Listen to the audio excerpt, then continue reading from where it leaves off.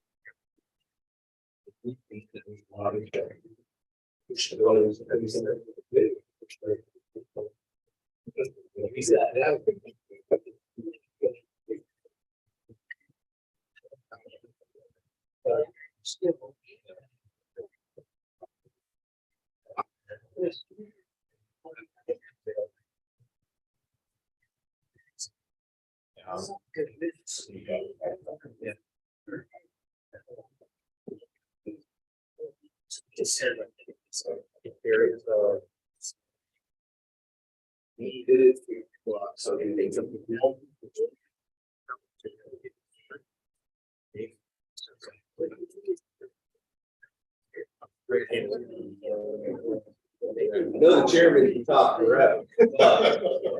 Baseball.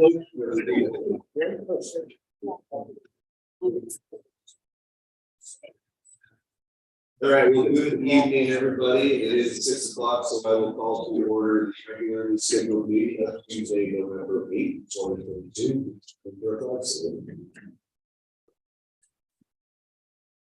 Pledge allegiance to the flag of the United States and to the republic for one nation, liberty and justice.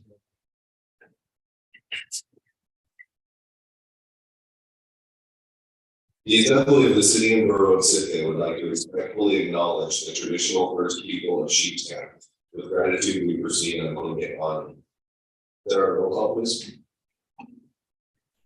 Mayor Ice. Present. Mr. Mulder. Here. Ms. Duncan. Here. Mr. Yetman. Here. Mr. Christensen. Here. Ms. Hirsute. Here. And Mrs. Pike. Here. Well, thank you everybody for joining us in this room. I'm glad the flags are already doing what it's supposed to be for the flag salute, so that didn't get us backwards. Is there any correspondence or agenda changes this evening? Joining us to ceremonial matters for nation this evening honoring Veterans Day. Vincent is Joy here with you as well. Joy, if you want to come up front here, along with myself, the administrator, and then the deputy mayor will read the proclamation that we have for the veterans. Any other veterans that you probably are welcome to get a picture taken from the stage as well. I know I see a couple of people that can't wait to get their smiling faces on the video. Oh, yeah.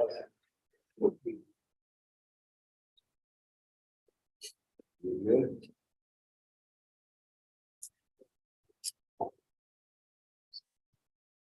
Kevin's voice is much better than mine today. A proclamation honoring Veterans Day. Whereas America is the land of freedom, preserved and protected blindly and freely by citizen soldiers. And whereas through generations their courage has allowed our republic to flourish. And whereas a nation acknowledges its profound debt of gratitude to those who have served and died in war. And whereas with respect for and recognition of the sacrifices and contributions of those who serve in the US military who are deserving of commemoration, honor, and recognition. Now therefore be it resolved that this Assembly of the City and Borough of Sitka, Alaska does hereby call upon the citizens of Sitka to observe the 11th day of November 2022 as Veterans Day and commend, honor, and recognize the valor and sacrifices of our veterans for defending and protecting our country, our freedom, and our way of life.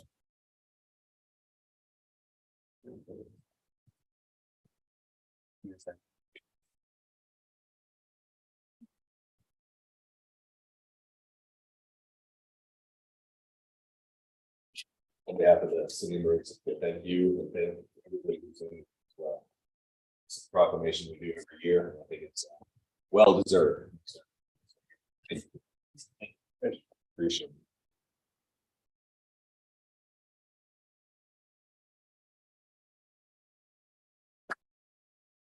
Wild enough. Broken up cameras? Something like that. Growing up here, things don't come on.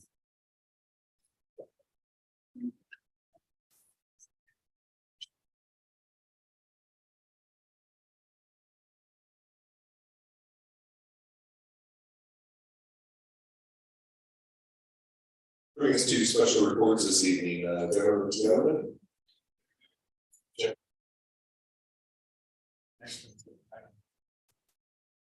Persons here. No, I mean, I'm sorry.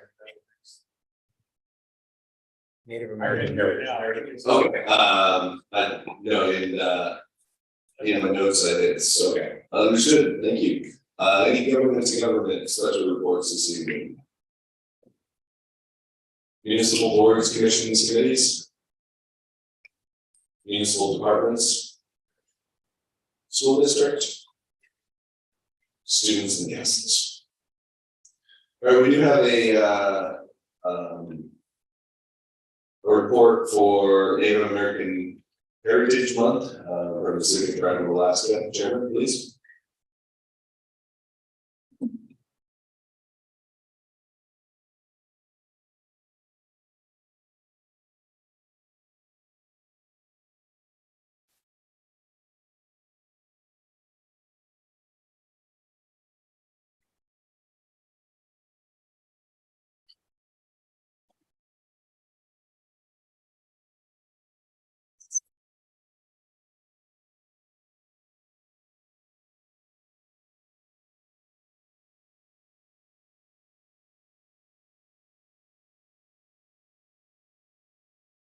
Mr. Mayor and assembly members, I'm Woody Whitmire, guys.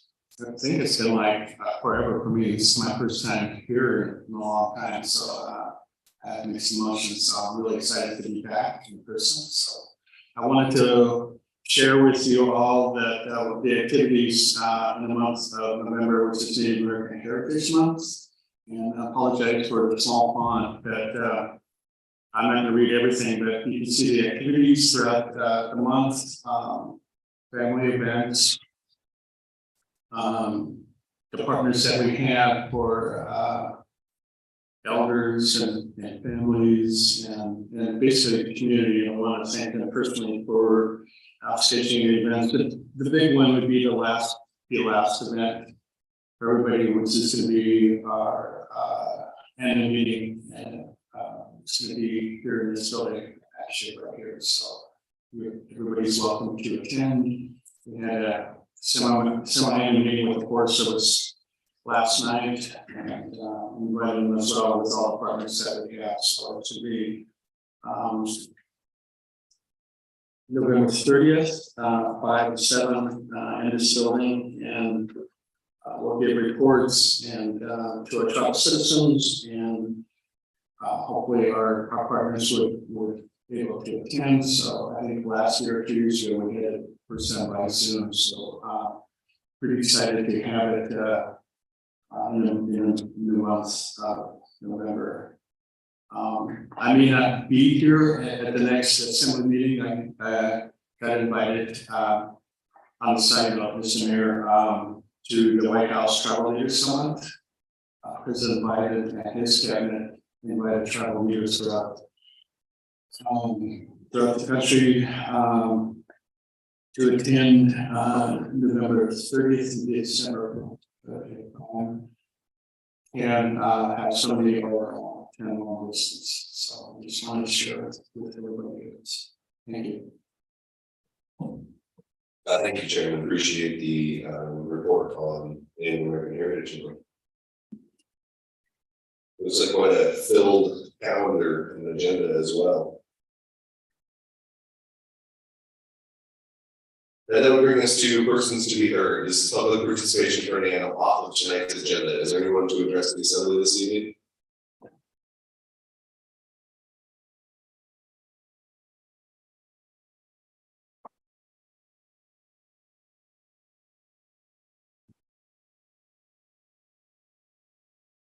Yes, thank you. So on the bottom of the, but, sure. Kevin Mulligan. We have a house here in Sitka now, so we're residents here too, and we're from Port Alexander, but I just want to make a note that we have the air service, aeronautic air service, we're the only commercial float plane operation in Sitka now. Alaska seaplanes left, they're not coming back next summer. They don't want to deal with that float plane dock. It's just impossible to have more than one plane go on there. You know, I just want to let everybody here know how important. It's the float plane item that's gonna be. On Well, the it's about the existing float plane dock too. If you hold your comments until the item comes up, this is for items off of the agenda. Well, yeah, this is just about Sitka and the Perfect, thank you. the transportation. It's not with the seaplane dock that's coming. Thank you. Okay, so that's it. Please continue. Oh, okay, so the fact that I am the only float plane operator commercially in Sitka is almost unheard of. A community the size of Sitka and a destination, and I took a lady and a friend today and did a split charter down in Port Armstrong. I did a EAS, a Central Air Service flight to Port Alexander. I bring people to the hospital. I fly for Sitka Tribe, I fly for Enserot, I fly for the state of Alaska. I flew around the southeast of Port Protection, Point Baker, out of Sitka, flying to Alaska state health nurse giving out COVID vaccines. And during the storm, it bent my wing and it cost me $60,000. Not having it. I mean, it's just the way it is in this area. But, you know, we need to understand and the value of Sitka has as a hub for getting people to the hospital, getting, you know, just the revenues that Sitka is losing right now because like having seaplanes go away. And so now Juneau is the hub to Port Alexander. It's the hub for their lodge. There's a Radio Island Lodge on Clag Bay. They want us to fly. We can't do the flights for them. They are gonna have to go out of Juneau. Baranof Wilderness Lodge and Baranof Orange Bay, they pay state, they pay city sales tax and bed tax and property tax, and all their guests come out of Juneau. They should be coming out of Sitka. Thank you.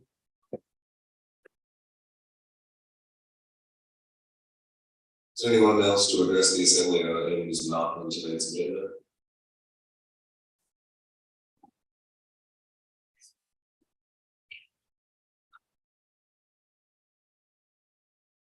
Good evening, Assembly. My name is Richard Mead. For those who have served in the armed forces, we salute you. And it's, even though there's a number of days which we recognize service members, both living and deceased, it is something that we need to take into consideration. So we thank you. And on that note, I'd also like to thank Kevin Mulligan for offering service to this community. I think he stated it very well. He's the only commercial individual pilot, and I have flown with him, and he's quite a pilot. What's important today is actually election day. And that it'll be very interesting to see how things unfold, because as I've always mentioned, Sitka is very sensitive to the economy, and how this election will go will in some ways determine the direction of the economy. As you know, inflation is something that hurts Sitka greatly. And the basis for inflation is actually petroleum and the fact that we are not meeting the needs of this country in order to do business. And so it'll be very interesting to see. However, on a brighter note, and probably more important than election day, is it is National Cappuccino. So please take your friend or spouse for a cappuccino. Something that's important that I learned from an assembly member here is the concept of rubric and how to make performance matrices. And that concept of rubric in education has only been around, I believe, since the 1990s. But a rubric, to me, who is a bibliophile, because it comes from the Latin word for red, are generally the historiated letters at the beginning of manuscripts and books. In the 1300s, a rubric was liturgical instructions which were written in red. And what I'm going to do is that I've always taken notes, extensive notes during the assembly meetings, and I'm going to create an assembly rubric. And I pretty much have my matrix down, and I will be happy to report on it. Though many of you know how to grade students, maybe many of you have forgotten what it is like to be graded. So rubric, thank you. Is there anyone who would like to address the assembly on items not on tonight's agenda? Seeing none, we'll move on to consent agenda. I move to approve the consent agenda consisting of item A, approve the October 25th Assembly meeting minutes. Item B, approve the following liquor license documents. One, the liquor license renewal application submitted by BPO Elks Lodge, 1662 Sand Creek Road. And two, a liquor license transfer control and interest application, premises diagram application, and restaurant designation permits application submitted by Allen Marine Tours, Inc. DBA Allen Marine Tours, lot 609. Second. That's been moved and seconded to approve the consent agenda. Is there any public comment? Sarah, on the consent agenda? Mayor Ice. Yes. Yes. Mr. Pike. Yes. Ms. Sanchut. Yes. Mr. Christensen. Yes. Mr. Yesler. Yes. Ms. Buckman. Yes. And Mr. Mulder. Yes. Motion passes 7-0 on the consent agenda. Brings to board commission and committee appointments and sequence. Your term on all these positions. The two that were to your term. 8, 3, James Wilson to a 3-year term on Parks and Recreation Committee, and 4, Mike Ryder to a 3-year term on the West Committee. Second. So moved and seconded to reappoint these four individuals. Is there any public comment on their reappointment?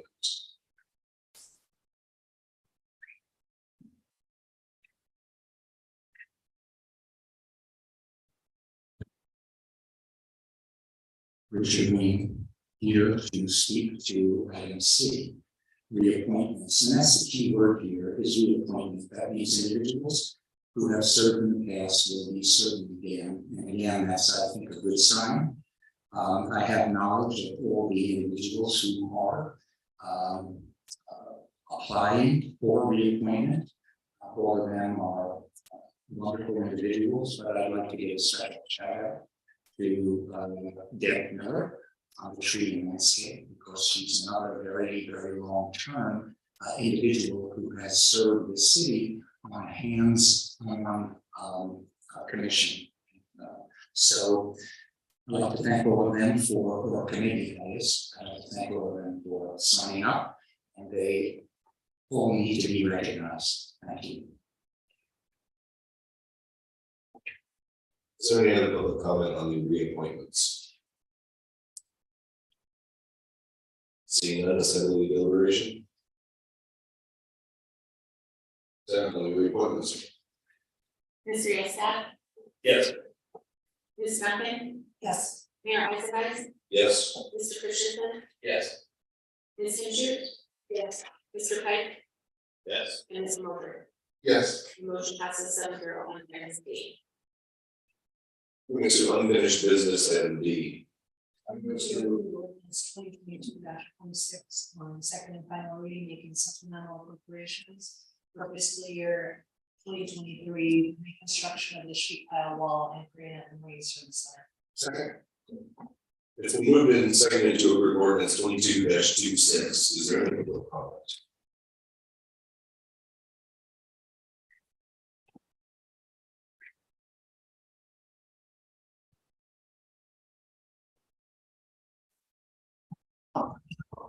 Even though this may have been discussed last week, last meeting, it is still important, Richard Lane. It is still important to remind people about the sheet pile wall and crane that to help build. The important thing is that this was built in 1976.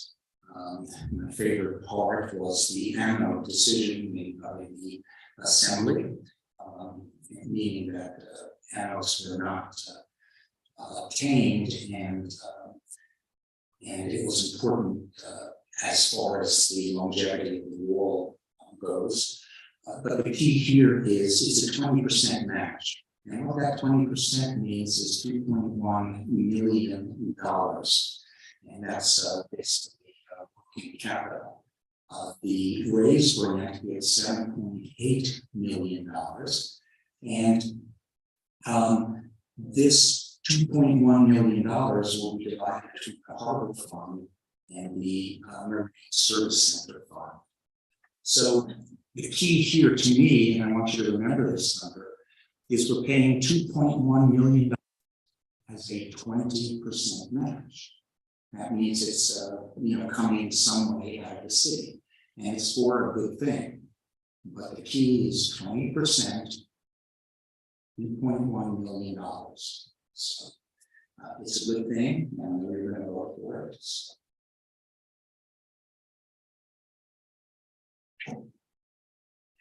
Is there any other public comment on ordinance 22-26? Assembly deliberation.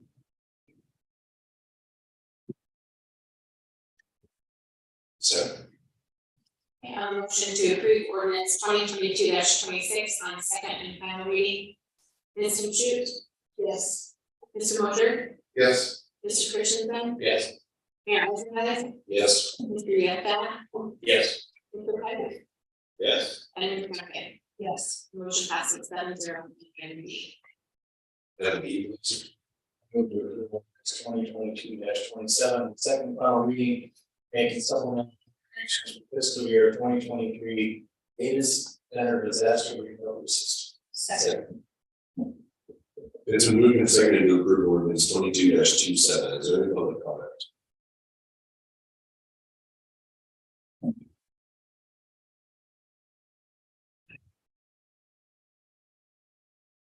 Richard Lane. Gosh, this room is so senatorial. We should have it here every week. The data center that's going to cost approximately $100,000, and clearly it is needed. The technology changes as we've gone over last time. We have 20 terabytes. We have 5.1 left, but it's at the end of the day. We were told that it's at the end of its life. We're going to be expanding up to 82 terabytes, which is a significant amount of memory. And again, as I asked last time, we have many different computer systems and a lot of data from all kinds of sources. And I asked the question, how many of the city systems will this cover? And what happens is there seems to be no impetus to answer what is a very simple question, if even that knowledge is known. The other thing I noticed in the memo was that it's maintenance and support for 3 to 5 years. I presume and hope that these systems will be functional for that length of time. Even though technology in 5 years may replace all of this, and life will just be interesting. So it says 3 to 5 years for maintenance and support.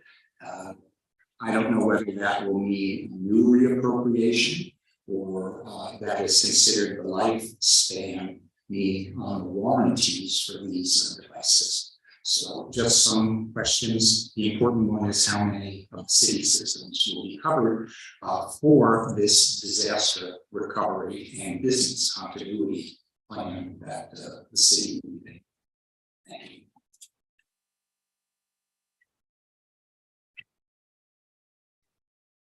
Is there any other public comment on item 22-2? Assembly deliberation. Sarah? Motion to approve ordinance 2022-27. Second reading, Mr. Christensen. Yes. Ms. Shute, Yes. Mr. Pike, Yes. Mr. Yescott, Yes. Ms. Duncan, Yes. Mr. Moser, Yes. and Mayor Isaac. Yes. Motion passes 7-0. Thank you. That brings us to new business item F. So this is a discussion direction on the scope and budget for the seaplane base project. Tonight, Michael Hartman is going to give us a presentation, some options that we will have. And then we can move in, once we've had enough of a discussion as a body, we can move into the next item, which kind of sums up the discussion that we're going to have tonight, once we reach some sort of option there. So, Michael, thank you for being here, and the floor is yours. If you were, I can also sit up here. Thank you, Mayor and Assembly members. I am ready. Works better than the assembly orientation tonight, which is good. So tonight we're here at the Seaplane Base project. This is a big milestone for us. As you may recall, we came forward on September 27th and identified that the planned scoping for the Seaplane Base had grown significantly with cost, and we promised to come back and be able to demonstrate some options tonight of the ability to shrink the project and maybe perhaps look at scope options that get it closer aligned with the original budget.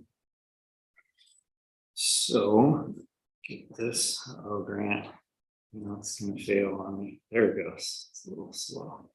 So tonight in the presentation, just recap existing seaplane base, some of the steps along the way in developing the concepts that you'll see tonight, and what we did through the environmental process. We also have to address land acquisition. I'll give you a project schedule update and then focus in on the action items we're looking for tonight. The existing seaplane base, you're probably aware, sits adjacent to the Sitka Sound Seafoods. We've been identifying and studying the deficiencies related to that location for going on over 20 years now. We've made a number of runs or efforts at creative designs to fit it in that location, regardless of the deficiencies, and never could come up with a concept that met the economic needs identified in the airport planning documents. We studied the entire road system, and the preferred location was identified at the end of Seward Street on Japonski Island, where we've continued to develop and get all the permitting done and 30% concept designs completed. This is probably our last major milestone that we brought forward for a decision point about a year ago in September 21, was to move out of the environmental stage into the design stage, where we're committing to FAA to build a project one way or the other that's right sized to what we want, but we're committing as they continue to commit the design monies, which is quite significant to move forward. They wanted a strong commitment from us. At that time, we identified, had very old cost estimates still at that time, since we had no design done, but we identified it as a $15 million project. The land acquisition of $1 million and a CDS match to that grant, 6.25% at about $1 million. We continued that concept forward, which became a high priority of assembly to complete the project, and realized through the hyper cost inflation and design elements that we're sitting more at a $34 million project for that almost identical scope that we presented back in 2021. So we brought that forward on September 27th to update you on the high cost escalation. Some minor adjustments have been made to this design through the process, just better fitting it to what the airplane users prefer, both in the parking slips and the upwind ability to maintain their planes, but more or less the scope remained consistent through the process. So looking closer at this full and preferred concept build out, when you look at the water elements where a lot of the money goes, the economic study identified 14 permanent mortgage slips, and that's what you see on the left hand side of the T here. My cursor's floating, and then you have your transient mortgage slips, 5 slips down here, and then you have 3 on the other side for planes coming and going in daily commercial activities. So we also have fueling facility, we have water to all the aircraft berths. These features kind of focused on the transient area and the fuel are really above and beyond what's required out of the airport environmental planning process. So that's where we looked to cut in the additional phase that I'll show you here in a little bit. Looking on the upland side, the additional features are really focused on the ability to pull planes out of the water and do maintenance on them. So we have a security gates related to that, also the ability to serve the public, so public restrooms, potable water, covered passenger area for those commercial activities in the fuel system, and parking beyond just the basics of the permanent mortgage use. You're looking at larger commercial capability and segregating that parking from the plane maintenance. So that gives you the full build out features for the uplands. In terms of what's required in the FAA master plan, it was to serve 14 planes. So you really don't have to provide this upland maintenance capability. So that brings us into the total costs, and this is what we identified on the 27th September, looking at a $34 million construction. We add land and total costs into that, it's pushing a $38 million total all-in project. I've identified on the right-hand side what the matching funds needed coming up on that, and what we'll talk about tonight for a full build out. For purchasing the land, it's almost a $50,000 match, and then the construction is a $2.125 million match. The monies on the top half of the screen just identify what we have spent so far, and the matches related to that. And fire away at me if you have any questions on that. Otherwise, I'll keep moving here. So looking at a reduced concept, we took out essentially those extra add-ons that I was describing. the fuel facility, the additional transient float that came off the bottom side of that T is gone now. You can see in this concept, and then the uplands is greatly reduced where you don't have the ability to pull out planes. You have a basic parking lot and the ability to turn around emergency vehicles and the fire trucks. So there's a little bit of a T-shaped parking lot there. This concept again really highlights how much of the money goes into piling and the water side of the project. Removing all those capabilities, they're still sitting at a $24 million project with a $1.5 million match to the city. When you look closer at that concept, and the transient's gone, the moorage stays the same. Permanent moorage, you have the 14 slips, and that's what was identified in the planning study, and FAA would expect these features to be included.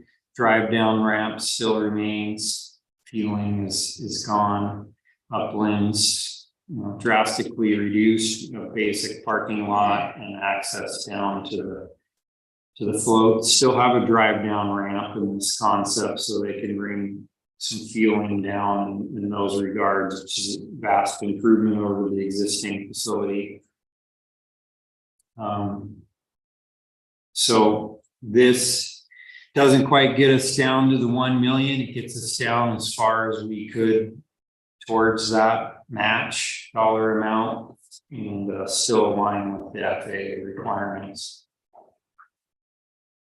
Cost breakdown for this concept is $24 million construction. The land acquisition stays the same, and you're sitting at about a $1.5 million match. All in project cost $28 million. So if you're able to reduce it about $10 million through those reductions, but the feedback we got from the seaplane users, and I really relate to, similar to the haul out project we're working on, that ability to pull your planes out of the water, much like a boat, to the maintenance on them. When we started this project, it was planned that DOT was putting in ramps over at the runway, and there'd be opportunity for lease areas, and that could service the pilots, but that never transpired and never really came together. So I can understand the passion and need to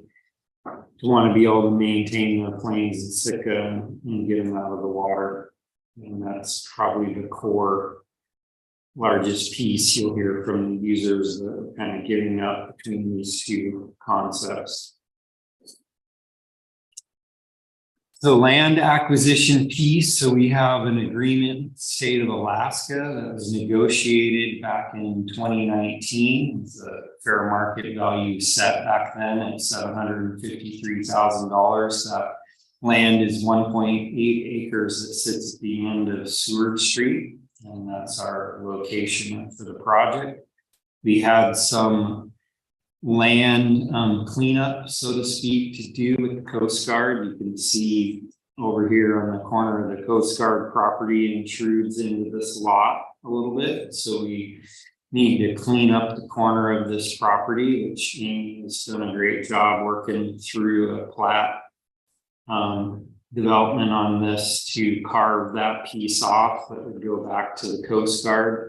And then we end up with an unencumbered piece of property, which is required by FAA to not have any easements or encumbrances on it. To meet that sales agreement, we need to make that purchase before the end of the year. So at minimum, we're looking to get that amount of money, $800,000 appropriated, so we can move forward on this piece. Once the grant comes through, that will be reimbursed as matching monies to the project. So really you're looking at, when it all settles out, that we'd have a $50,000 match on this piece. Risk factors of moving forward, we feel like we're getting it at a very fair price in 2019. So if worst came to worst, sure the city could sell this piece of property if for whatever reason the project did not fully develop at this location. So we as staff are seeing this as a low risk to move forward to purchase, a little higher risk to not move forward and have this agreement run out. DOT opens that up for bid and renegotiate opportunities to go a lot of places with that. So we're very nervous about if we don't acquire this in time by the end of the year. So moving forward, the project schedule, as we identified, the environmental was pushed back a couple of years. So we're looking at a 2024 and 2025 construction window funding. The larger amount to this project means it comes in 2 phases. So that also the schedule is built off the full build out option. We did get good news since this presentation was put together that FAA is moving forward with the environmental and may have made a determination that no additional work needs to take place on that. We did everything properly. They did a full audit review of that, and they have written a letter out to the tribe of Alaska about that. So seeing progress, and we need to get an answer from them still if that actually pushes the schedule back a year, because they don't need to redo it as they originally thought. So there's some good news running on the schedule. So maybe this could end up being a 23-24 project after all, but we don't have that confirmation as of yet. So the 3 options we have before us tonight, looking at that land acquisition piece, is the #1 priority at $800,000 appropriation would be needed. And again, that would turn around in the end to be, once the project's fully funded, to be equivalent to a $50,000 match. And then the rest of the money would go towards the project. The minimal concept option 2, $24 million, $1.5 million match. If that was appropriated tonight, we would move forward with the land, have plenty of money with that, and moreover, have clear direction about what scope we're doing. We don't want to do the final bid documents and design on a scope that we're not comfortable with and doesn't match up with the match funding we'd like to obligate. So it's really important for us to get that scoping direction, if nothing else, on what to move forward with. And the full build out, similarly, we would of course move forward with the land, and the whole project would get designed, that full build out. One note I'd like to add that option 2 has been designed and laid out to be able to build upon it. So you can do option 3 in a later date, and it all fits together. It overlays underneath the larger concept. You can just add on to it. But I don't know the likelihood that this type of funding will be available down the line. So if option 2 was selected, I would recommend that we really focus on that smaller concept and not do the full concept, so we can get as much built as possible for the budget. Thinking that it's not likely we'll continue to see an FAA program of this magnitude just roll right in immediately to do the full build out, and by then the environmental and design would have to be redone anyways. So you would kind of be, in my view, potentially wasting money doing that full design if you're not really going to build that. It would just take away from a smaller concept what you could get done. So you'd really prefer to have that direction now. With that, that concludes my presentation. I'm available, and Amy's available, and Melissa's all been a great help on this. Available tonight. Great, thank you, Michael, for laying out kind of the future and some ideas to go forward. Is there some any comments or questions for Michael? This comment of the PNC already got the work done Or. Last meeting. Was that- The Coast Guard Road, Okay, they already got it. Yep, the plat's been approved, it's ready to move forward. questions for Michael Marvin? I guess I do, kind of regarding the, fueling. I guess in the full build out, what would it look like down on the dock? Is it gonna be kind of like pulling up the Petro Marine fuel pump down there, or how do you envision that? What I would recommend, so we're putting in the floats to have that capacity to have tanks, and very similar to pulling up the Petro, you have the tanks and the distributors down there. What I'd recommend we do is build the float to have that capacity, but bid it out for a fuel supplier to come in and put that in, but we design for it.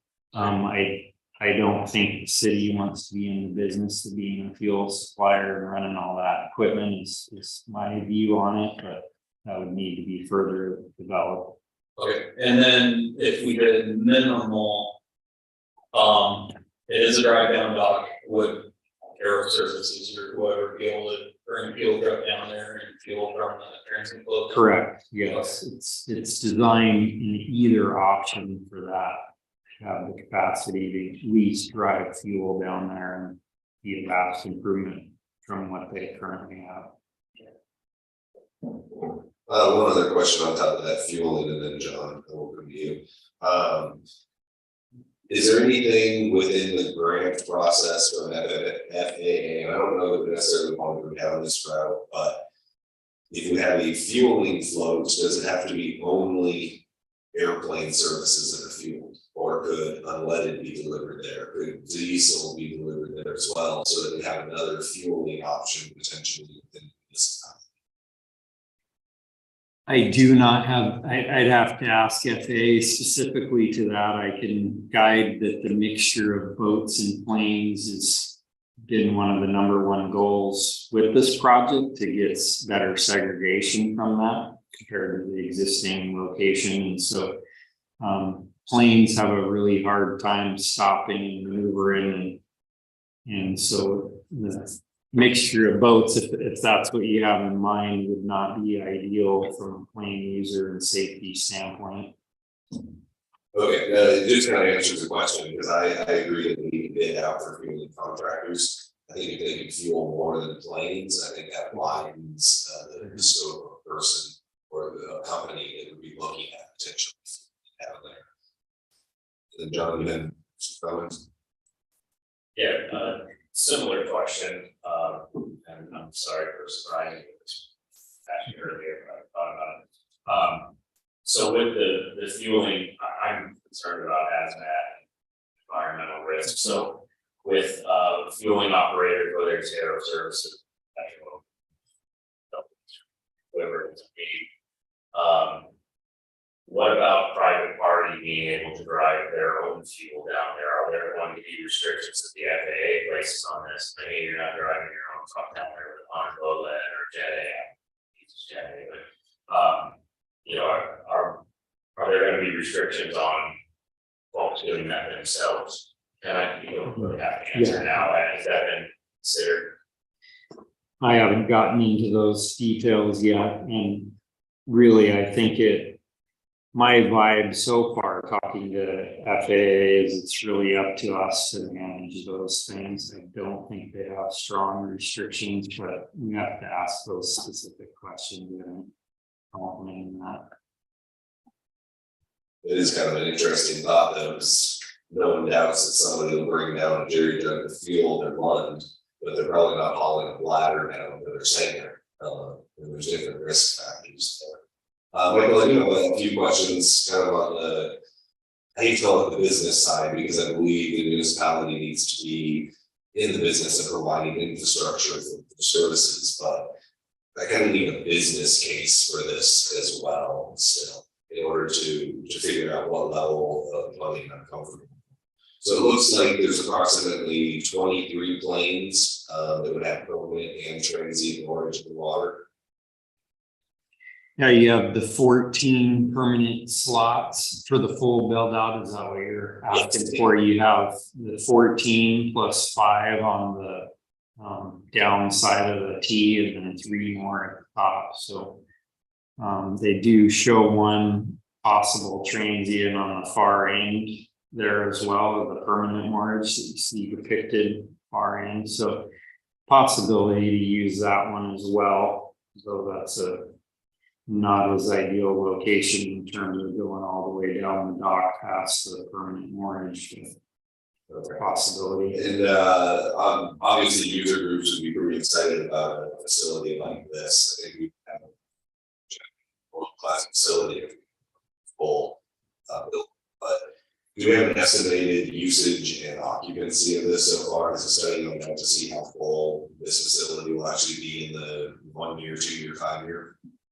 So FAA requires that for funding. It does not line it out in terms of how quickly you will see that fill up. They had projected 14, and that's what the funding is built on, and they expect us to build to that capacity for the permanent mortgage.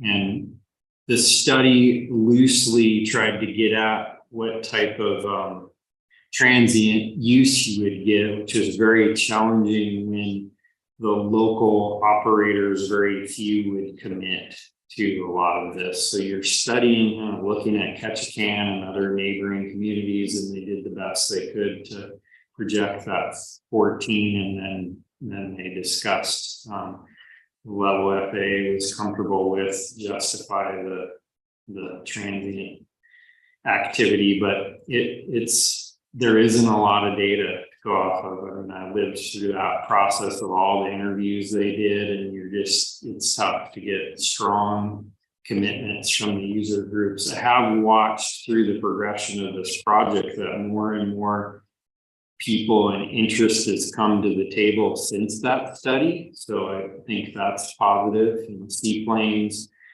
would not really entertain using this facility when that study was come, but they've been a very active member now of the user groups and interested in this facility. So if anything, I've seen more pressure that there could be more growth than what was predicted in that study, but it's not an exact science when you don't have, commitment agreements, contracts, things to lock down. $1 a year, they all if we charge $1 million a year, they all have. So I think that has a lot to do as well. But which leads me to my last question. Do we anticipate, I don't expect the users to pay for all, the $34 million, obviously, for the construction. But will user fees pay for the maintenance and then some extra when we need to replace this facility? Is it going to be a revenue neutral facility, or is it going to be a drain on, assuming this is going to be in the harbor fund for the time being? That's going to be, I'm the project guy, so that's going to be the operational decisions of the city. I would encourage to set the rates so it's sustainable. FAA certainly encourages that, wants to see that as well. So but that's the decision of this body, and put numbers out, help put numbers out for that. The FAA does contribute $500,000 a year towards maintenance. They'll continue to do that if that's part of their program, has been for many years, and you can bank that for up to 3. I'm gonna look back at Mike. Is that 3 years? I can't remember. I think it was 3 years. You can bank that to do a larger maintenance project. So they're committed to keep the project maintained and then replace it again at the end of its life if the program still exists. It sounds hesitant that it might pay for itself, but with help of $500,000 a year, we at least have a little bit of slush. Right, and it's certainly possible if you set the rates where they need to be, which is what other communities have done. These have been pretty successful, sustainable programs in Kodiak and other communities that built newer facilities through this program, and encourage us to do charge the right rates and have a sustainable program. They'd like to see it in a dedicated fund, that those revenues go towards that sustainable program, similar to what we're looking at with the airport project running as a business. Thank you. Rick? Couple of questions, just want to make sure that I heard correctly. So 93.75 will be of this project will be covered by grants, correct? Correct. But the second piece of that, so the difference between option 2 and option 3 would be, we can always expand. So if we choose the minimal, we can add those features at a later date. But what I think I heard was that we're not quite sure if grant funding would be available for those side additional projects. So that might be city funded.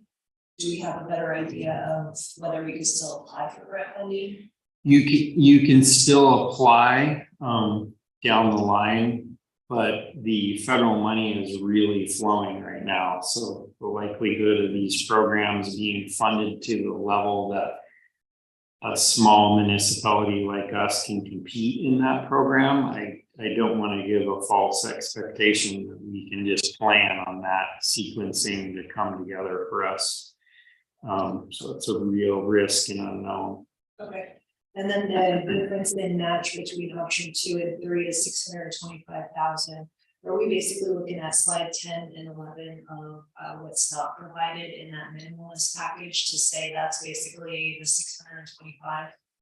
That's the difference. I know that cost wise that wouldn't add up, but basically everything that's listed on 10 and 11 is missing from the minimal concept. And the difference between would be about 625. So just kind of equating that those.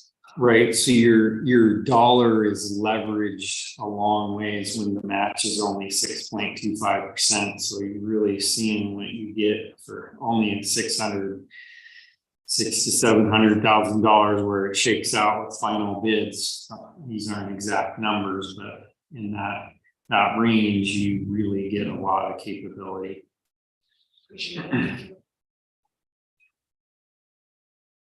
Chris? Rebecca, you haven't had the floor yet, if you'd like. When you were talking about the projected use size 2016. Correct. But seeing a lot of the low forecast was that in 2021, if we had a 13-year base there. And then in 2026, 13, 2020, 14. That was the low forecast. The high forecast actually was looking at mean space of 22 planes based there. So that's a pretty big range. And then it goes on to talk about with the Falcons impact with base airplanes here. And that's probably more discussion. I guess I just wanted to confirm that we don't have anything more recent in 2016. No. Chris? So that FAA maintenance deal, I think you said $500,000, but isn't that 150 or am I mistaken on that? Well, when you can bank it for 3 years. But per year, Turns it's in, 150, yeah, right? And you can crank up. Okay, I just wanted to make sure because I think you might have wrote in your notes $500,000. Yeah, I understand. $500,000 a year. It's 150, that's correct. Up to 100 or up to half of it. So when you can bank it, you can get it up to the $500,000 mark. I do have another question though. You kind of touched on the ramp. And this is probably a slightly question for you, but maybe for the users as they come up, you know, it'll help them. You're trying to figure out how important is that ramp to our users. Do we have no ramp facility that they're currently using, do you know? Or it sounded like there was supposed to be, but it fell through. So the ability to pull planes out of the water, that ramp, not the drive down ramp, is that what you're yeah talking about? Sure. Yeah, and they can speak to that. There is a ramp that was put in as part of the airport expansion project. But the problem is the uplands weren't developed as quick as hoped, and lease areas aren't available. That's part of the utility project that's coming forward to move utilities out of the old airport road, which will open up lease land down the line, and then possibly that will get better.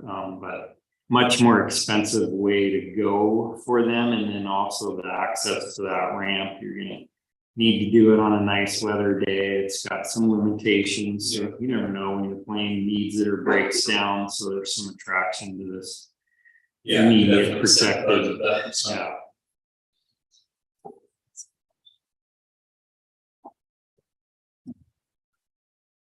Any some of the questions for any of the folks that have come or for the city staff that have come today? Discussion amongst the assembly? Yeah, I mean, I've heard this a few times now. We touched on during orientation and stuff too. It strikes me that we really should do the whole build out. I mean, for no other reason, this is another, I mean, I know it's been touched on earlier, but Sitka used to be a going concern with local line operations, and it's not anymore.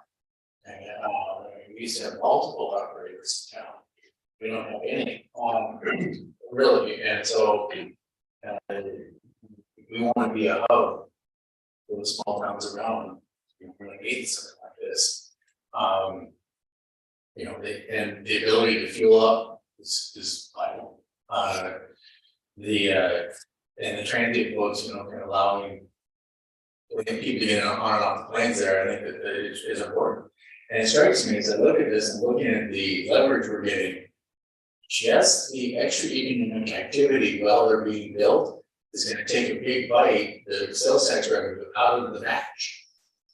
I mean, not all of it probably, but it's gonna take a bite at it, because if you do $15 million total, $31 million, that's a lot of stuff's gonna be bought here in town, and you can just purchase. But I mean, and so I think that it's, you know, and again, like you said, there's no guarantee that if we do the minimal one, and we fairly obviously find out that we really do need to full build out, thinking that money's gonna be there. Like, may not, but we know it is now, so we should jump on it. And I mean, just the difference, you know, $600K for an extra $10 million worth of work. I don't know where we're gonna. I don't think we don't rarely do we see matches that long. So I have no problem taking the argument for the full build. Thank you, Mr. Mayor. I agree with Fort, that he basically said everything I was gonna say. I know certainly $25,000 is a lot of money, but the levers that you're doing to get roughly $10 million more. My biggest thought is, you know, the government is spending a lot of money right now in infrastructure of this country. This isn't gonna last forever. We don't get this kind of opportunity, and I see this as building something for the future of the next few years to come. As far as the business case, probably as with the comments, the additional comments that would come with it, we have no way of predicting how many things are going to come about, you know, be using it, but I would imagine it would grow quite rapidly. I would imagine that spots would be competitive. The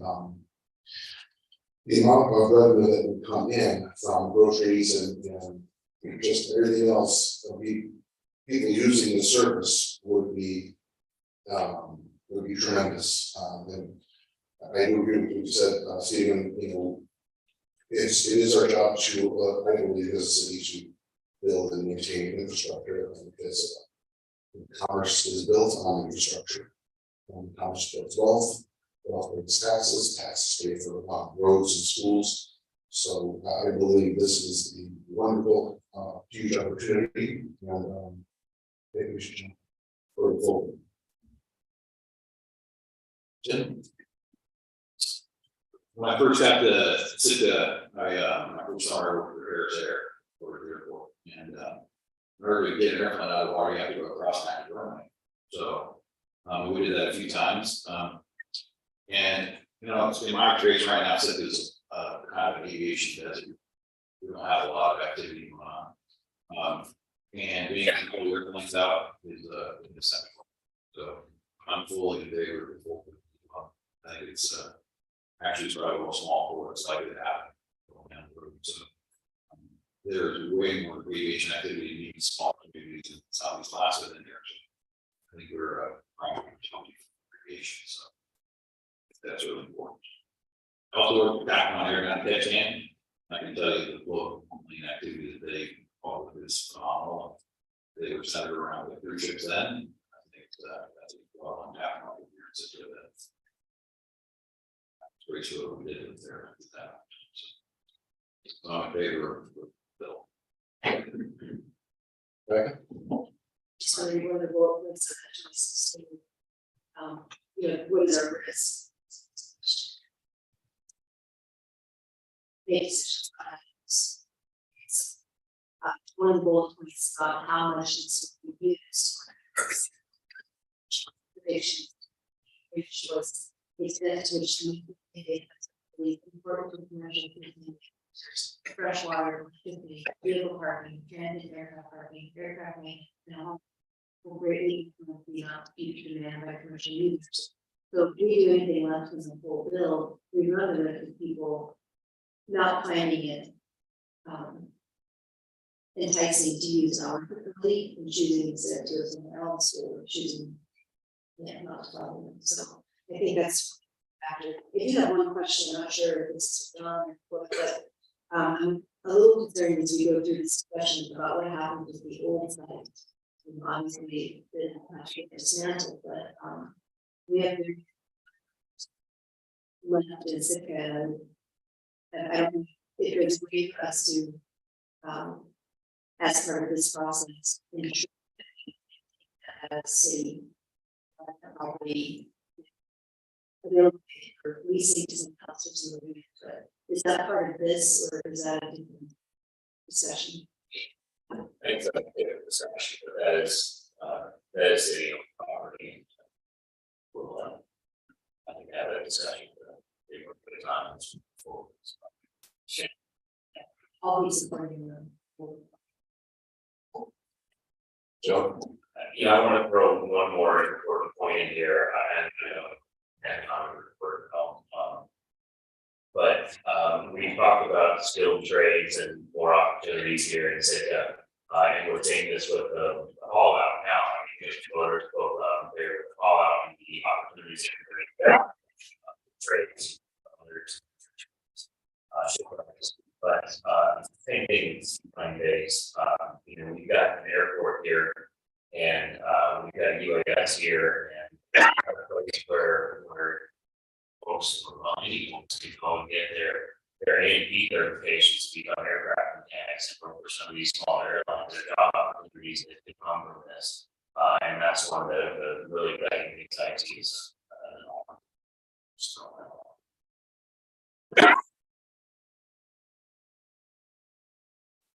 Any further discussion on this before we move on to the next item?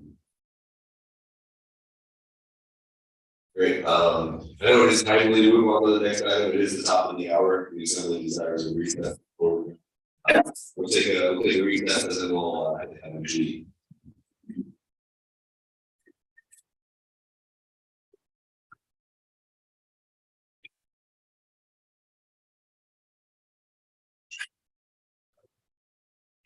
We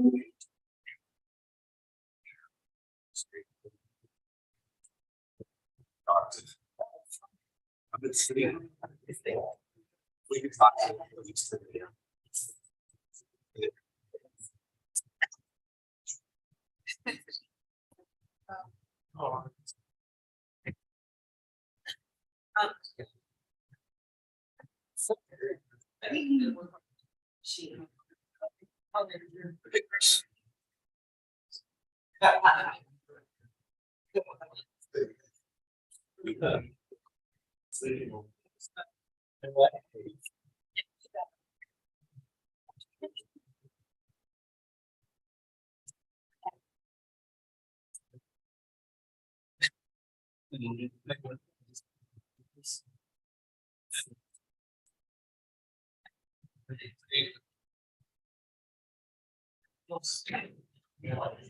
Yeah.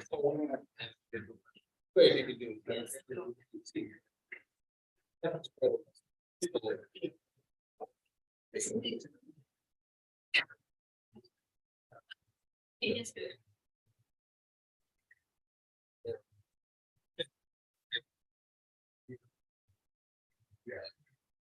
But then.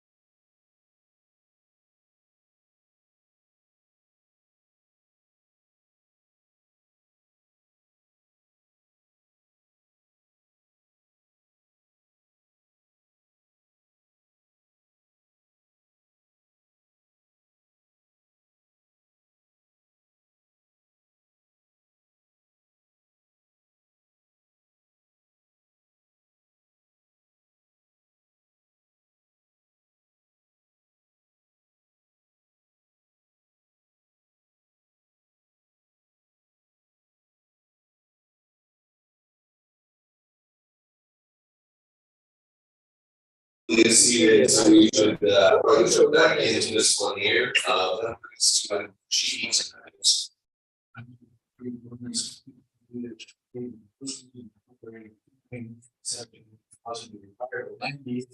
The seaplane based on sea forward with a full build out concept as presented. Second. Been moved and seconded to approve ordinance 22-28 as a clarification. The motion was for almost $2.2 million for the full build out. Is the motion on the floor right now? Is there any public comments to the motion?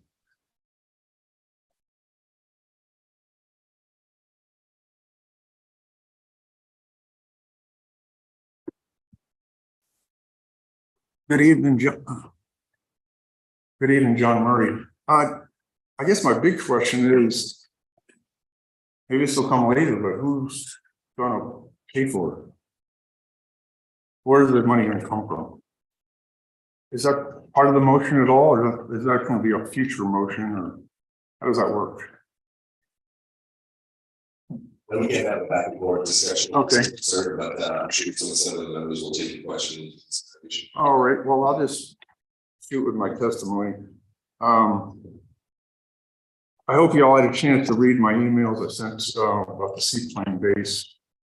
Since there is there's going to be there is the motion. So my question is, who's going to pay for it? I laid out in detail why I don't support funding the project out of the Harbor Enterprise Fund.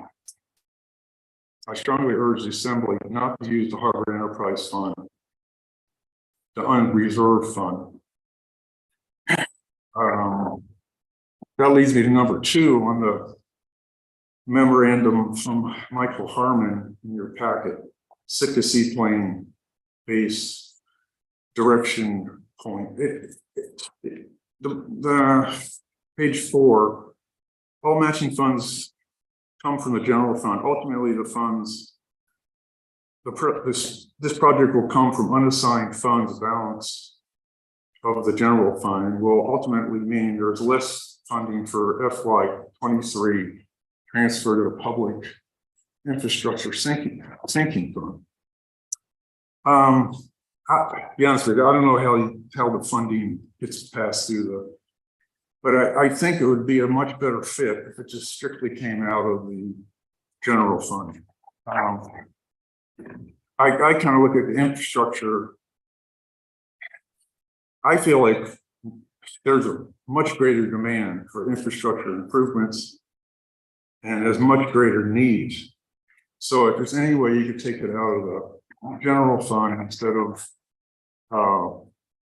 Harbor Enterprise Fund or the Public Infrastructure Sinking Fund, I appreciate you considering that. I guess lastly, I just wanted to give a big thanks to the staff. I think they did a bang up job on this overall, very transparent program.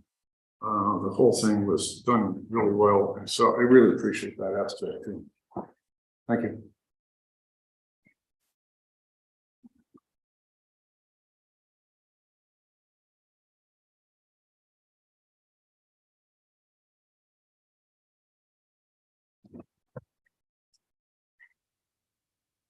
Jackson Borough. Good evening, Mr. Mayor and Assembly members. This project has been ongoing for 20 years and we're still in the design discussion phase. That speaks to how impatient people might be at this point to get something built.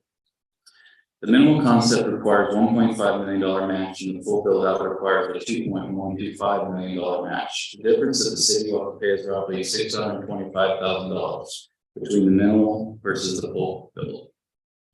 The minimal concept is much better than we Sitka has. However, it does not solve issues relating to fuel and public restrooms. Another substantial difference is the upland portion. The full build out offers ramp in the water and upland availability to work on airplanes. Similar to boats, aircraft must be hauled for routine maintenance. All of us that own seaplanes must have them worked on, and having space available to do that is crucial.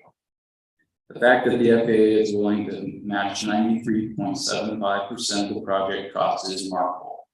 We need to capitalize on this opportunity and complete the full build. Another thing, this is built in phases. What will construction costs be for phase 2 5 to 10 years down the road? What would have cost an extra $625,000 may cost substantially more at the rate inflation is going. The full build out for this project is what the community needs. It plans for the future of Sitka and seaplane activity. Thank you.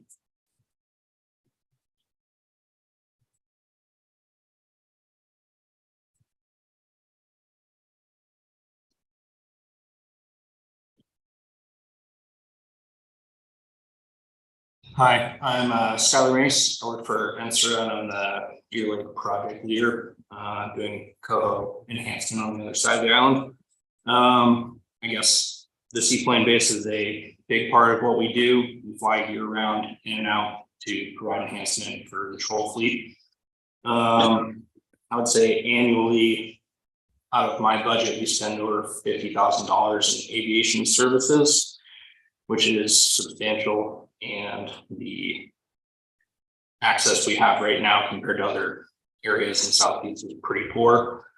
Currently, right now, almost all of the flights to and from Hidden Falls, and I believe their budget for flights there is $90,000 to and from, which is, as of right now, because there's no beaver access in Sitka, is taken away.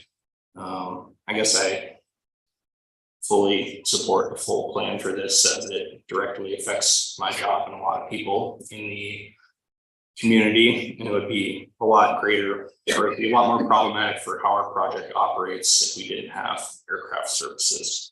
I guess going off of what Chris was asking about for the drive down dock, 3 years ago on the work site, I broke my ankle and Kevin Mulligan flew me back to town, and with the current access we have, I've carried up to a van to go to the hospital in a cart.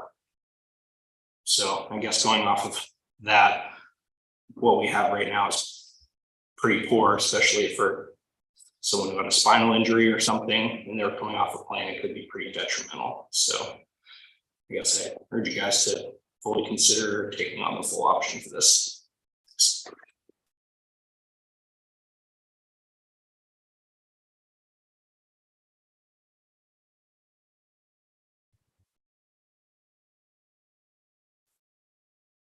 Good evening, Mayor and Assembly members. Kevin Knox. I'm the airport or the Aircraft Owners and Pilots Association Airport Support Network representative for the seaplane base here in Sitka.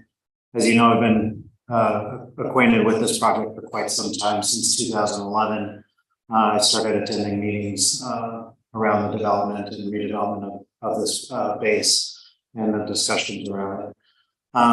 I appreciate the discussion that you all had in the previous item, and the direction that many of the members began to take there, with recognizing the need to lean towards the full build out. So I'm not going to belabor some of the points that were made in there, but I would like to point out that for those that are listening, and also for everybody here, the 2016 economic study that's part of that siting study doesn't include some of the downturns that we've seen in the aviation industry here in Sitka, including the lack of service that has been realized because of the current situation at our facility. We're not seeing as many, if any, passengers that are going to some of the outlying lodges that use air service. Those lodges are now using Petersburg and Juneau as their points of departure instead of Sitka. Bear Knock Warm Springs Lodge does not use Sitka anymore for most of the passengers. These are economic losses that we as a community suffer from some great independent tourists that would be coming through here. So those 2016 years still reflect some of this. I think the gain that we end up seeing is actually quite a bit greater. Some of the things that have been pointed out by some of the pilot members and others that utilize the facilities, I think, are critical to making sure that the facility is a place that operators will come and develop on their own, bringing in their own infrastructure and bringing in additional services to our community and the outlying communities around Southeast Alaska. Because I really do think that with Sitka's growing regional hub that we have become, we will see even more need for lift out of the Sitka Channel. It's also extremely important to recognize the fact that the Sitka Channel has been utilized as a seaplane base since the early 40s, if not even before that. And it will probably, should continue to be that well into the future. It is really the only place for operators to safely operate out of our area. So thank you again. And Look forward to see you.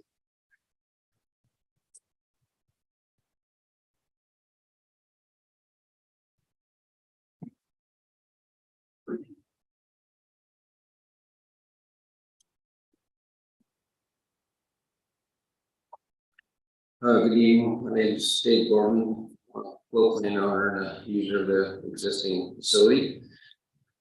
We definitely need to move forward on this project.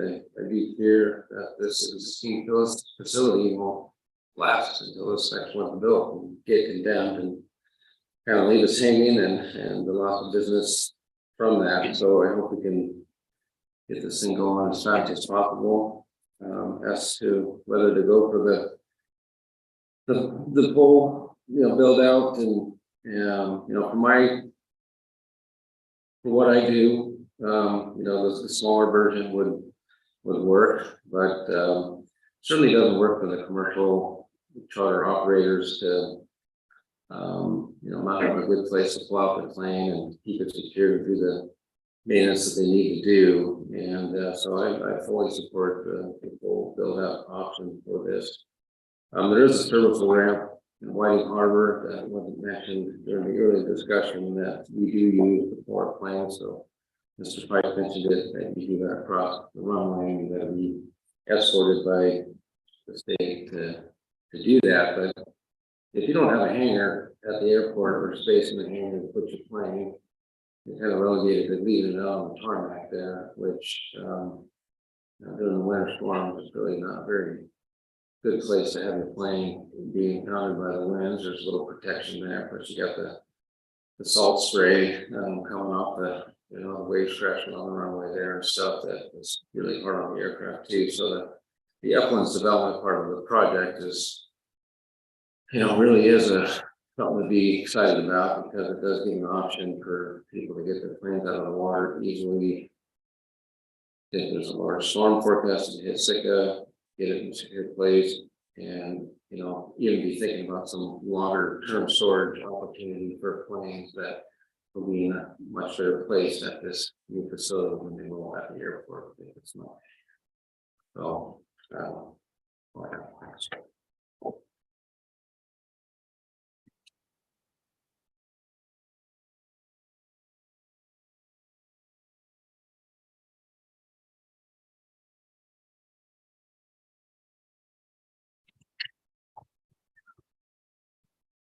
Good evening, Assembly Karen Lucas. Oh, I just turned myself off. Good evening, I'm Karen Lucas. I also would support the full build out. I think that the city needs to be definitely forward thinking. Some of these sites are like medevacs. And with the proposed huge campus that Search is building, I think it's a great opportunity for industry and for growth. And I think the reason a lot of those things dropped out is there really was nowhere to work and get service. But I think having something to offer is going to bring in all kinds of thank you for your time.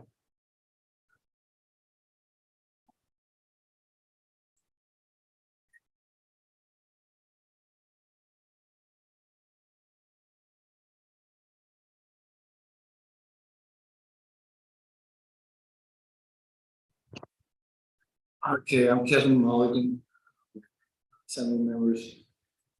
I just got like a book of paperwork that I've got here and developed over the last 3 years. From we had a meeting with the other administrator in the Public Works, Harbor Department, Engineering, about I was able to get about an hour meeting in the city office, and I believe this is like 3 years ago. And I just wanted to know what was going on with the seaplane base. We've been working on talking about it for 20 years. I've been living, raised my family in Port Alexander. We're here in Sitka now. We're the only air service. They all left because of what we have here in Sitka. It's so hard to run a business like that and provide the service that we're doing. There was roadblocks that people would hit. Just like, well, it's noise or noise. Noise is always a problem, but that it would go in, it was a great idea, and DOT thought it was great, engineering thought it was a great project. And then basically at the end of that conversation, and it's like, well, what's the deal? And I said, well, it's just not gonna happen. And at that point, I just said, well, that's the wrong answer. Sitka is too important. And, you know, I started writing letters to the governor, the senator, representatives, talking to everybody to operate. Sitka needs to be a hub, and there's so many people that depend on Sitka for transportation. We should be bringing, we do the essential air service, Borough Air Service, the essential air service to provide transportation from Port Alexander to Sitka. Round trip, twice a week, year round, in the wintertime, the worst weather ever. Sitka could have Angoon. It's closer than Juneau. That should have Pelican, Elephant Cove, and these are all areas that don't have airports. To come to they can come to Sitka, and Sitka could be the hub. It could generate thousands and thousands and thousands of dollars a year in tax revenue, sales tax, bed tax. Baranoff Orange Springs Lodge, Mike Trotter, he wrote a letter. It's like his one lodge alone. They all come out of Juneau now. And it's been years since Harris got rid of their amphib beaver because it's not cost effective. That alone was $12,000 in bed tax and sales tax alone. Now that Seaplanes is gone, Laughing Raven Lodge and Port Alexander have to do all of their guests out of Juneau next year. And Radio Island, they are going to have to do the same thing. So all that revenue is leaving Sitka right now, and we're barely keeping it together. So I appreciate it. Thank you, sir. Your support for the full building. Thank you.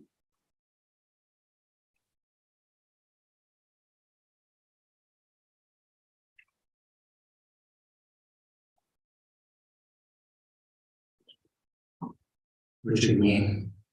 Well, actually, there's not a lot to say. 4 votes have already stated that they were going to vote for the full pullout and land acquisitions. So I can say there you have it. But it's important to know that either you build it or you don't.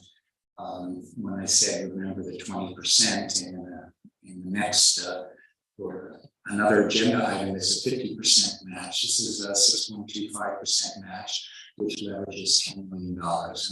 And to me, that's something that's significant. What was also significant is when Mr. Harmon had stated that you don't know what the future is going to bring, and if you do it in phases, you may never see this money again. And I think that is very clear.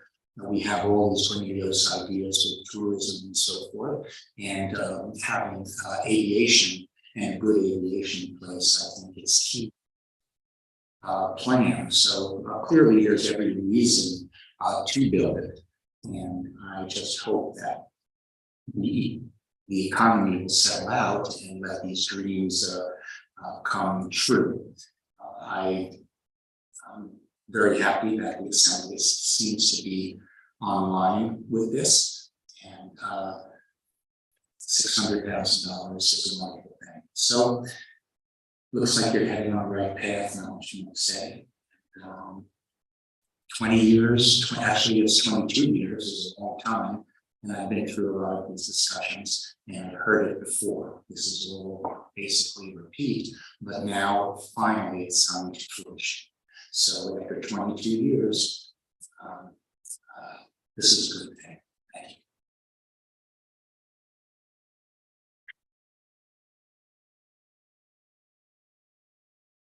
On the full funding for the Sitka course.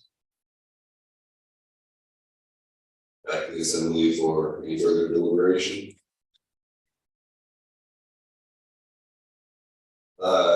Yes, Rebecca. I just had two things I wanted to add. I wanted to make sure, second, to get clarification, so we get one that we talked about using rubber funds, and then this is what's happening, we're talking about. So just want to make sure that's in my own mind. But then, one concern I had was, is it the way the future that also makes it wins? Here we sit with this huge estate. I just. And it's sort of like we really just. It's unlikely.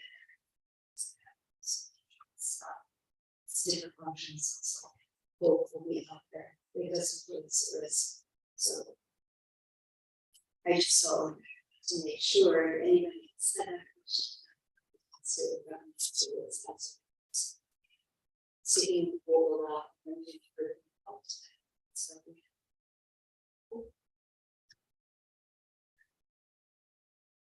A couple things for me that were not covered in a previous discussion, and then just a couple points I'm going to make for moving forward.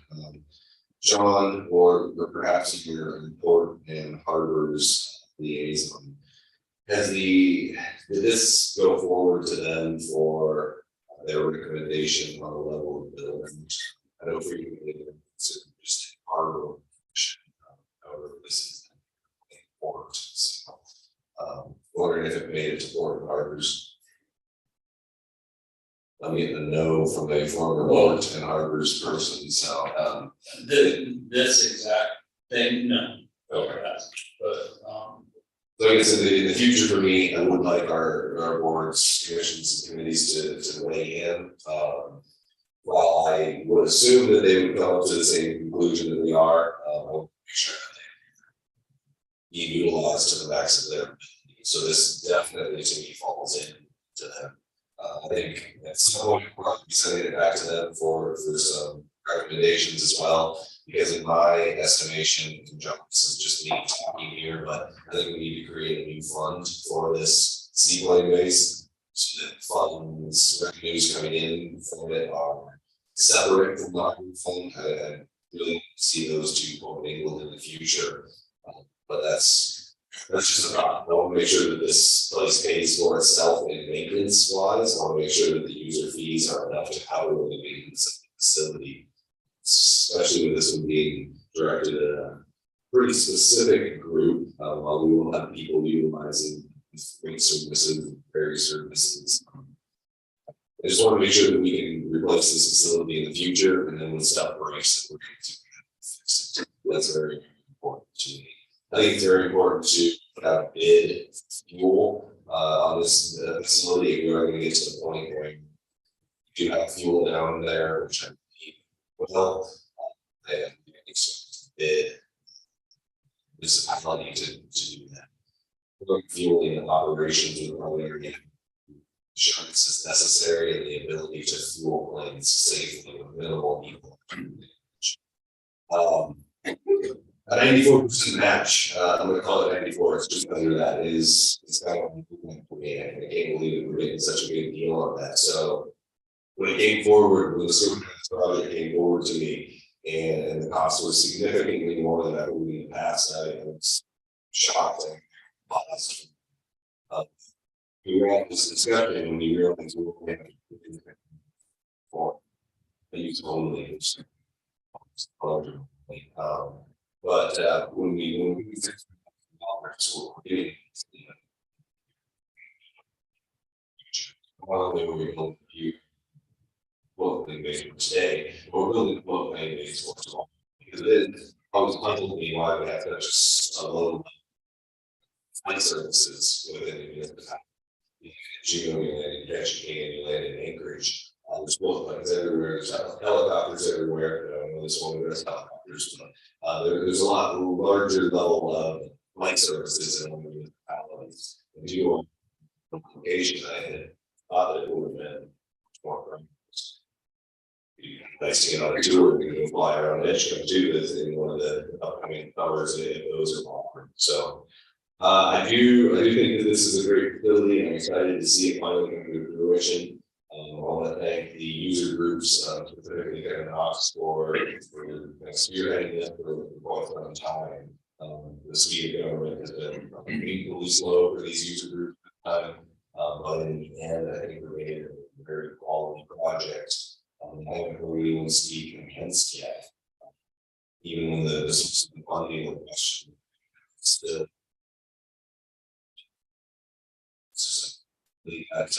Well, it was slow, that's what we got to, and so I appreciate this project going forward.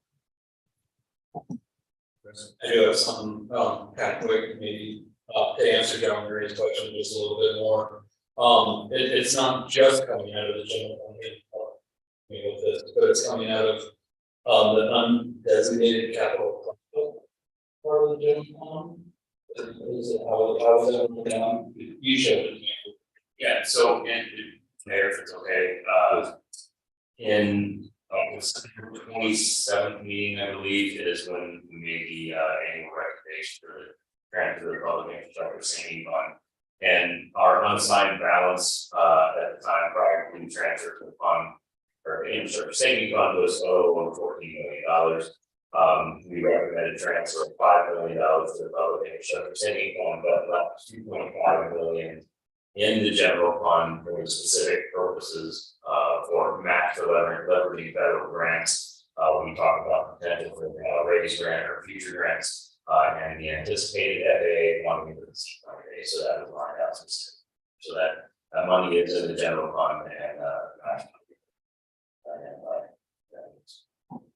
yeah, I just wanted that pointed out to the public that it's been kind of playing on, but something that kind of struck me a little bit was when Rob came up and said capitalize, and that's exactly what I think we need to do, is capitalize on this opportunity. This grant matches, yeah, incredible, and as much as I think we don't need the full build out currently, I can easily see in the near future that we will need a full build out. I know in my business, every time I try to save a dime and not spend what I should and not do the full scope of the project that I should, it burns me every time, and I end up spending twice the amount later on. So I'm definitely leaning towards this full build out would be a great opportunity. It is more money, but I think we need to take money and realize its full potential.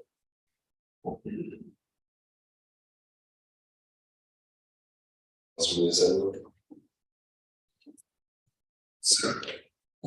Okay, on motion to approve ordinance 2022-28 on first reading, appropriating $2,175,000 to declare the land needed for the steep clay project and to proceed forward with the full build out concept as presented.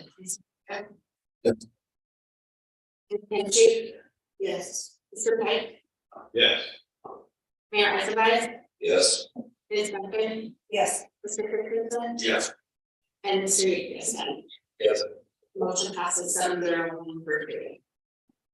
Very excited nation. Move to approve minutes 2022-29 first reading. For this.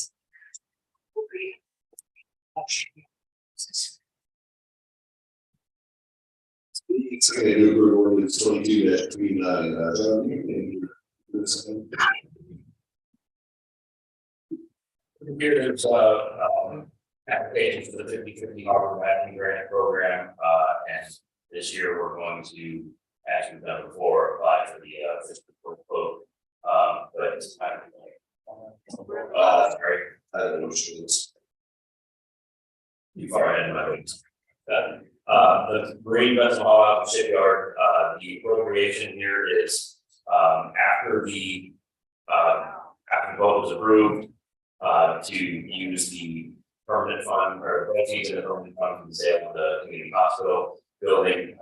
This is the appropriation necessary to get those funds into the fund that we're going to use to actually build the hall up with the capital appropriation and simply moving the on to that fund. Great, thank you. Is there public comment on ordinance 22-29?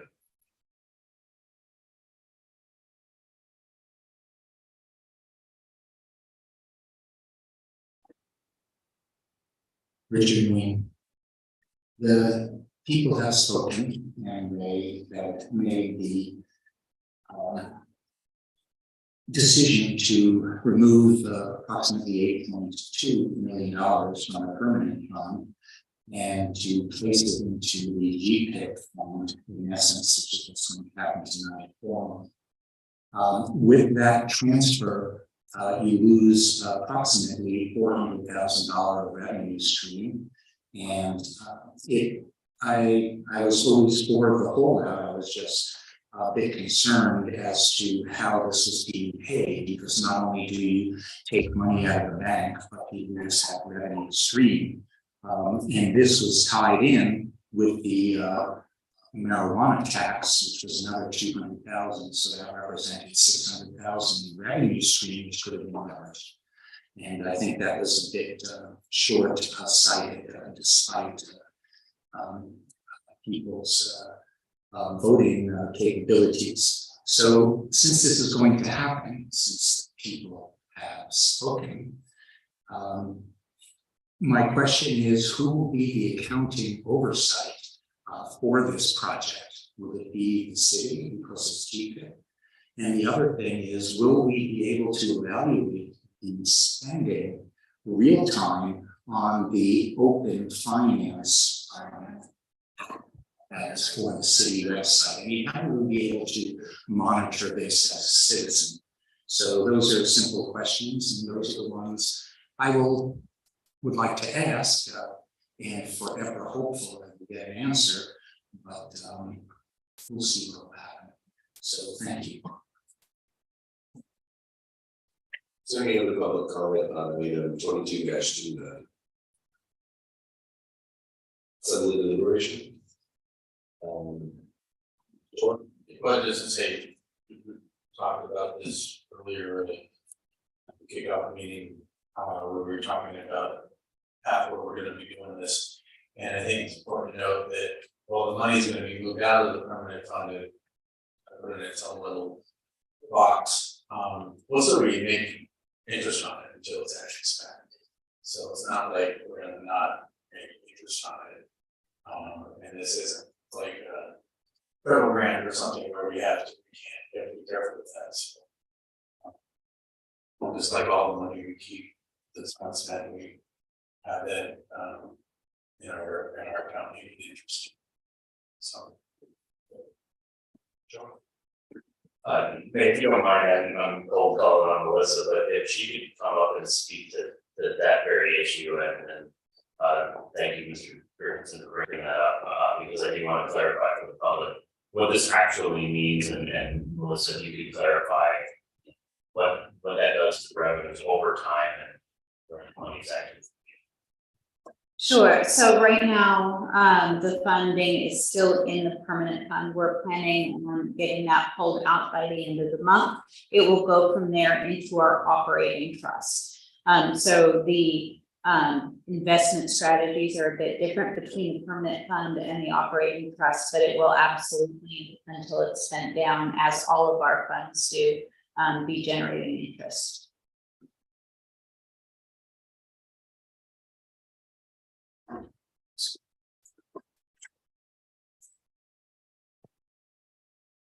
Jim?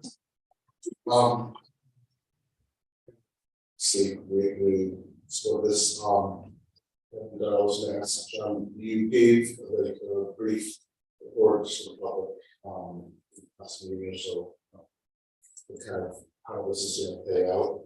And you gave just a really brief overview so we can understand we're gonna put this money in this account. So we don't have to do it. Well, how's it happen? Just a really super quick. Yeah, absolutely. And I'll stay on topic with the appropriation itself, because this is a big part of it that kicks this off. So there's some pieces we'd like to get moving, but obviously you can't obligate funding that you don't have the appropriation. So this is step one. This is first reading, this appropriation, and it passes on second reading, and we have the word capital forward with it. In the background, we have project funds.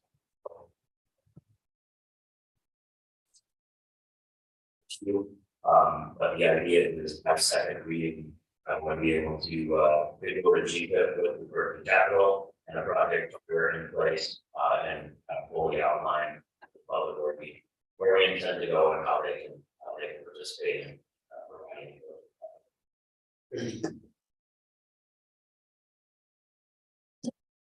Anything else from the assembly on this one? Sarah? Okay, I'll motion to approve ordinance 2022-29 on first reading. Mr. Moser? Yes. Mr. Miska? Yes. Mr. Pike? Yes. Ms. Finchuk? Yes. Mr. Christensen? Yes. Mayor Eklund? Yes. And Ms. Becker? Yes. Motion passes 7-0 first reading. Bill brings item I. I move to approve resolution 2022-29 on first and final reading supporting $8,236,815 for the state of Alaska Municipal Harbor Facility Grant Program and the FY24 state capital. Second. It's been moved and seconded to approve resolution 22-29. John, did you or Stan have an introduction on this? I did such a great introduction in the early last. It's I know you mean here, thanks.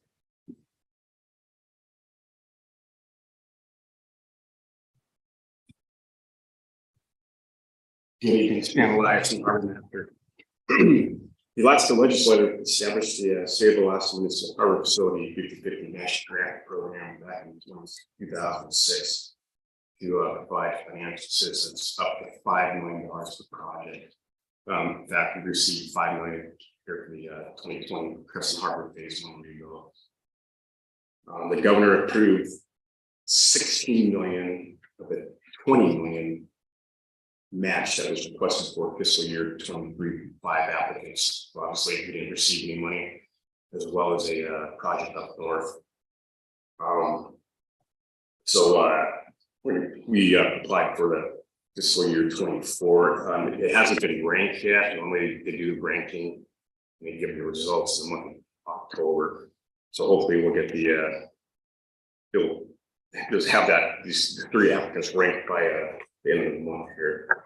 So the total of 3 applicants applied for funding, and the total amount is like $8 million. So I'm hoping that the government or the governor will fully fund the matching grant program for next year. I'm optimistic that we should not do it. Great, thank you. Is there any public comment on resolution 22-29?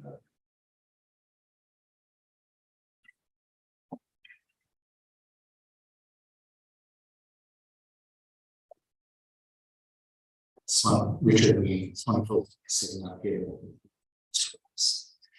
My only notion with this, and I'm sorry we didn't get it on previous asks, but it's a 50/50 grant.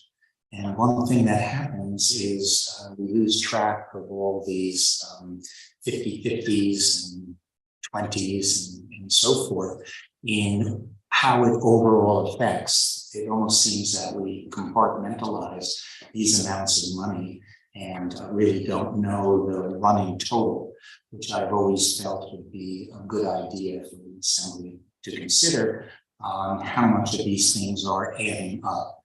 So the question, does the work need to be done? Yes. If Sitka gets $2 million, well, we have to pony up another $2 million.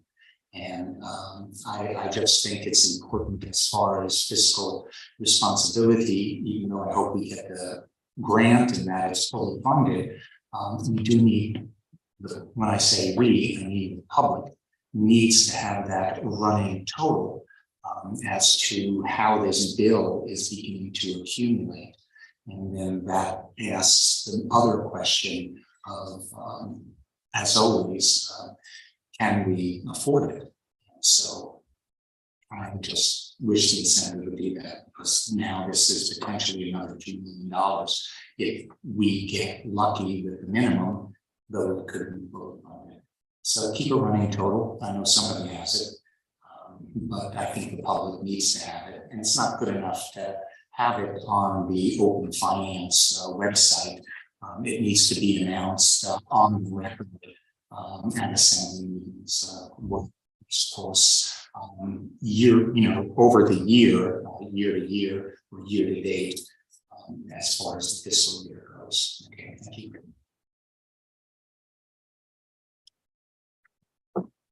Is there any other public comment on the resolution supporting full funding?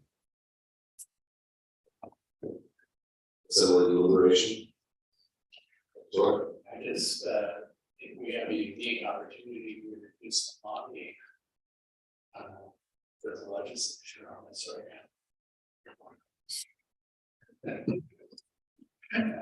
now. Yeah. So obviously we want to have the state to fully fund these programs, not just for us, but for everybody. And hopefully our representatives in general.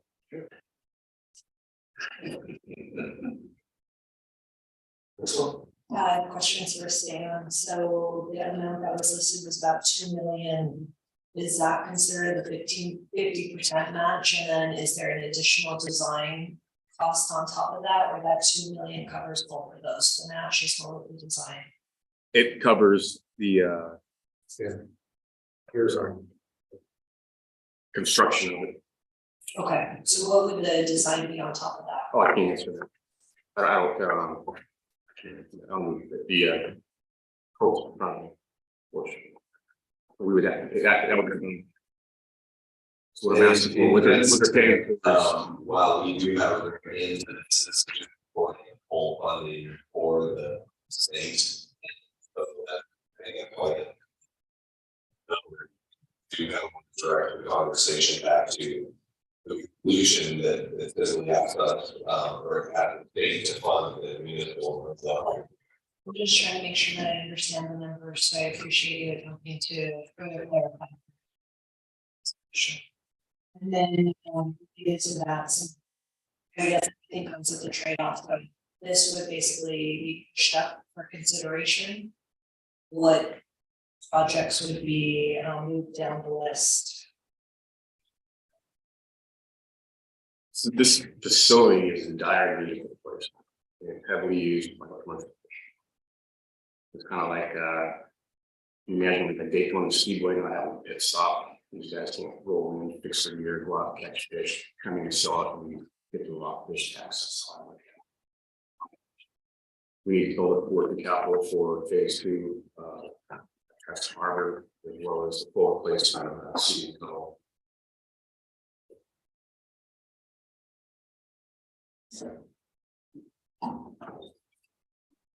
And the big one, the last one.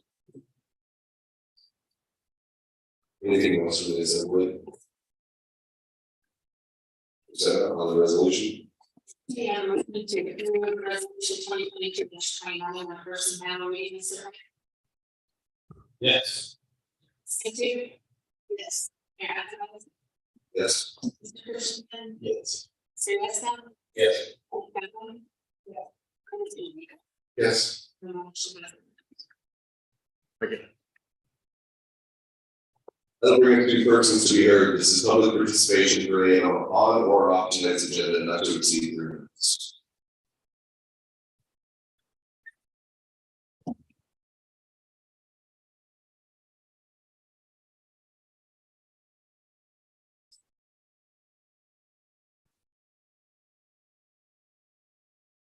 Richard Green. Though I know that the $8.2 million, which is coming out of the permanent fund, and it's called the permanent fund because it stays in the permanent fund and it's not going to be drawn down. This is now going to go into a fund as it relates to GCAP, which is going to be drawn down. My first question would be, is the investment strategy, it has to be different because it will be kept in a more fluid investments, meaning a lower interest rates. So I would, in any fiscal plan, I'd like to hear the difference between this trust revenue stream and the permanent fund potentialities with a broad ability to invest. And as I had mentioned at a previous meeting, if you just put it in 2-year treasuries, you get at least a 4%, and we have a 75% cost base that's increased already, and there will be more. So the interest rates will continue to go, but I do not necessarily believe it will be in the same instruments that will be in the permanent fund. One important thing that came on the national news was the fact that there was apparently limits in our National Reserve of diesel fuel. One of the important things to know is that that apparently just affected the pad in the Northeast where they are rationing heating oil, which is kind of interesting and sad. It's not cold there in Vermont. But the important thing is our fleet here, for the most part, uses diesel. And it is what becomes even more important, all business machines, meaning construction, et cetera, use diesel. Our electrical generation capacity uses diesel. And what is even more important to me is the dependence on remote communities within Alaska who require diesel just for basic electrical generation. And in discussion with people in the know, it's not affecting what's called our pad at this particular moment, but it does bring something to light as to, again, our vulnerabilities. What kind of stocking do we have? You know, diesel doesn't have it has a shelf life, and I don't know how the city stores it and what their shelf life is for the generators, how they turn it over in order to make sure we have fresh fuel in case of emergency crisis. But diesel fuel is very important for all Alaskans, and especially the fleet and local communities.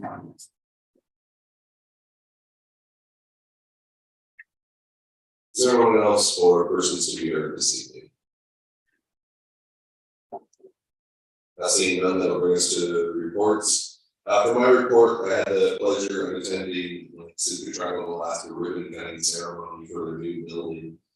After that, I had the privilege again to be taken on a tour by the general manager, Lisa Gasson. It's a quite modern facility, very clean, very bright. I think everybody's probably very excited to be working in that building. Definitely something that people should go check out if they have the opportunity to. It sounds as if STA is going to occupy the first and third floor, then they'll be leasing some space out on the second floor. So it was really good to be able to tour the building and get kind of an idea of what it looked like on the inside. Don't be able to proceed. Thanks, Mayor. Really quickly, you've seen over the last few weeks a lot of infrastructure projects presented here. And I know she was probably a comment about it today. I didn't get back to her, but I took a look at our legislative priorities list that we passed last year, and if you look at the top items on that list, everything's moving right now. That's right. We know what we asked for, and maybe it's bad that we got asked for, because we're really busy right now. Number one was working waterfront. We can put a grant for the Marine Service Center and the seawall. Voters approved the haul out. We've got the seating base moving. I mean, I can go on and on with projects that are happening. That said, this team's efforts in getting this all together. We're gonna have a lot of work ahead of us, and folks gonna have a lot of work ahead of them. So bear with us when some of the smaller projects might not move as fast as we needed to, because we're really focusing on those projects. reason we've been successful here so far. The other thing I want to mention really quick, it's sitting in front of you is a printed copy of our 5-point strategic plan. Those were just turned out for some members to have and keep and reference as necessary. We're still moving forward with creating a page on our website. I updated the administrator's website today to put the mission, vision, and values out there. And that it's off now, but we will have a strategic plan page soon. We're going to start developing some KPIs and metrics based on report back to the community on our progress on some of the goals. So stand by for more on that one. But again, your plan is sitting in front of you. Right. Report liaison representatives. Sure. Yeah, I just wanted to, the planning and zoning meeting. And once again, I'm blown away by how much work they did in a really efficient way. And they weren't dealing with this, with the various additional use permits and like talk about like seat planning base, we would be, and our meetings would be even longer. And so, they really are a vital part of our, and I think it's on the record in this, it's nothing particularly earth shattering from the last meeting. Although it is interesting to see that the repurposing of the Presbyterian Church is moving along. So, but then also, the investment committee is meeting coming up, and we're hoping to get the process started, or I mean, changing the investment committee to the finance committee. I know we warned you about that quite a while back, but hopefully it's going to be getting moving, so we'll be hearing about